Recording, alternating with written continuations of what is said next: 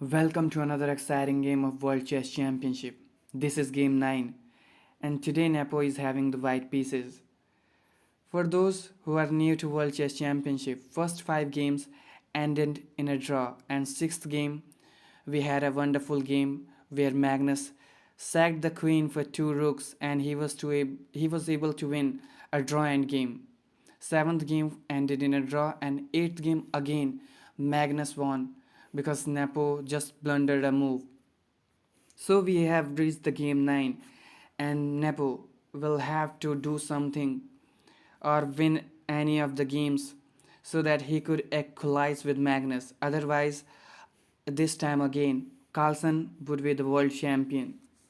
So without further ado, let's dive straight into this wonderful game where Nepo starts with this c4. We have e6, g3, d5, bishop b2, and Nepo just feinted the light square bishop here. We have d4. Magnus made this very interesting move by advancing this pawn. Knight f3. We have knight c6. Nepo just castled bishop c5, d3, and knight f6. This is nothing out of ordinary, and this is all been played before. Knight bd2, and the idea is that this knight is coming on b3 to harass this bishop, and also if Nepo tries to expand in the queen side, then this a5 move is very wonderful. That's what Magnus played. This knight jumps on b3, continuing development and also harassing this bishop. So bishop back to e7. We have e3 challenging the center. And there was one game in the database where this e5 was played, and in that game white was able to win that game. But Magnus found a very remarkable improvement on this move and he played this capture here. So we have bishop captures, and now this knight is jumping on g4, further harassing this bishop. So bishop c5, now challenging the dash square bishop. We have just castled d4, now this a4. Magnus took quite a lot of time thinking whether to capture here with this bishop or to push this a4. So he just played a4, b takes. Now you would have to just free up this c5 square to jump here. So we have captures, and now this knight is jumping on c5, which is a very great square for this knight. We have a3, further weakening in the queen side, and Nepo just captured here. There was very interesting move here. You could just play for this b4 move, and for the moment you can sacrifice a pawn, but after this you would have to go back.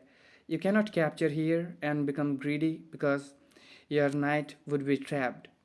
So after this move you would have just to go back, and then after this captures, you would get this position where white is having slight advantage because of some expansion in both of the sides. So this would have been better for Nepo, but he just captured it here. And this is also a good move, nothing bad here. So this rook is coming into the game, knight b3.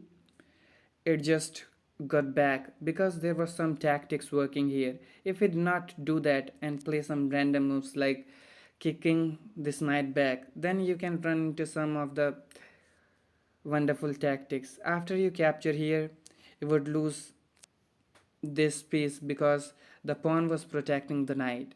And after this, if you try to capture here, then you can just go for this capture, and black's position is really wonderful here. So that was really in the position if you do not find this knight move. So knight back to b3, and now this knight h6. Getting back knight f6 is really a wonderful move because whenever this knight on f3 is moving, you would have a continuous pressure on that knight. Rook e1, continuing development and centralizing this rook. So we have queen takes, queen e2, further connecting rooks and also developing the queen. h6, taking any further possibilities of this knight to jump. We have h4, expanding in the king side, bishop d7.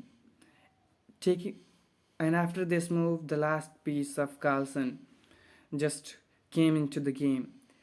Knight e5, saying, okay, what do you want to do with your bishop? Do you want to trade or not? So we have bishop e8, queen e3, further protecting this pawn. Now this queen b4, saying, okay, whenever this knight is captured, you would have a continuous pressure on this c4 pawn because this is quite weak. Now rook e b1, saying, okay, whenever this knight moves, you would have some discoveries. So we have captures, and now knight g4, attacking this pawn and also attacking the queen. So Nepo offers a queen trade. Magnus just captured here because he doesn't need to win this game. He just needed a draw because he's playing with the black pieces. So let's see. And a very interesting move. Not very interesting move. This has to be played because this knight isn't having any square, and if you play any of the random moves, then your knight is getting trapped after this f3 move. So you would have to play this h5 move, create some of the squares to jump this knight on this h6 square. So we have bishop takes and rook a4, saying, okay, you want a pawn, but this pawn is falling also. So can you really support this pawn or save this pawn? Never thought it can be saved, but this was really a blunder. After this c5, white is completely lost, and you have to find the very precise move, and Magnus found it.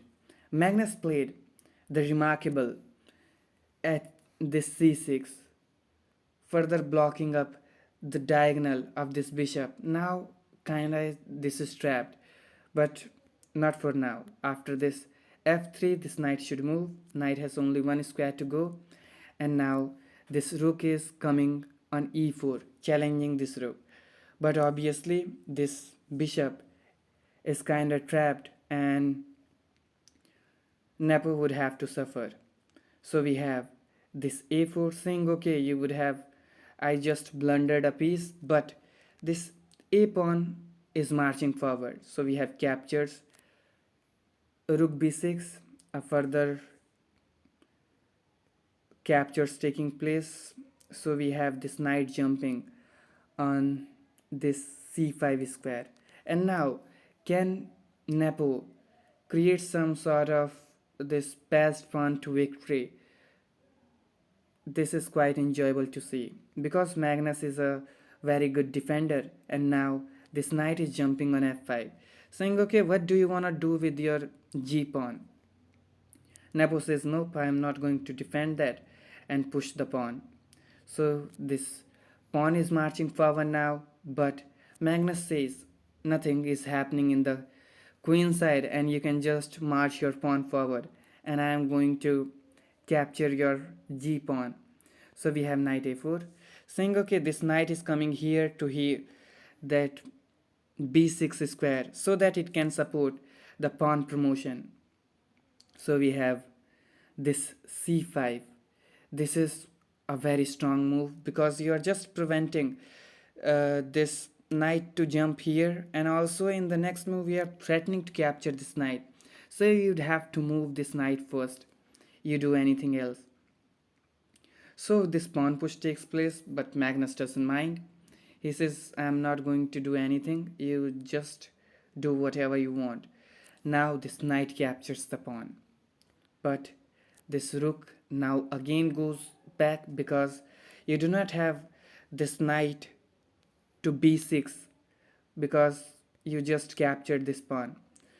So after this move, at move 39, Nepo just resigned the game because there's nothing to do. If you play any of the things, this bishop is coming on this square and the pawn is never going to be promoted. Even the pawn promotes, this bishop will definitely capture and you cannot move this rook, and this pawn is certainly gonna fall because this knight can come here and attack this pawn. So this was completely lost position for Nepo, and in this position Nepo just resigned the game. So what a wonderful victory again for Carlson, and he has won 3 games, 2 in a row, because 8th game and 9th game again won by Magnus today. So it is quite difficult for Nepo, and I think Magnus will definitely win this tournament because he is 3 points ahead now. What do you think? I will be waiting for your comment.